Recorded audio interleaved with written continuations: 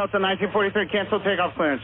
A terrifying near miss between two passenger planes on the runway at New York's JFK Airport. We're talking all split seconds here, but the initial cognition was this is not going to end well. This animation shows a Delta jet on the bottom of your screen in red, about to take off Friday the 13th. The pilot brakes moments before a possible collision with an American Airlines plane. American 106 Heavy, we're departing runway 4 left.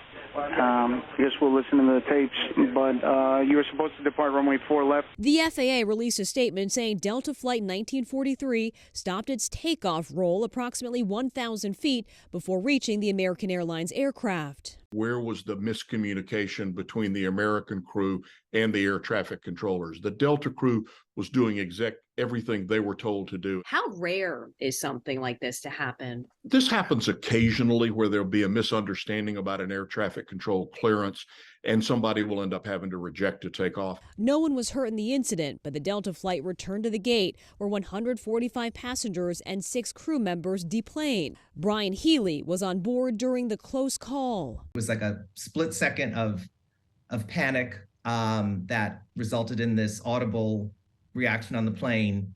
I felt then adrenaline, and there was total quiet on the plane, and then there was relief when the plane came to a stop. Delta issued an apology to customers, provided overnight accommodations, and is now investigating the incident along with the FAA and NTSB.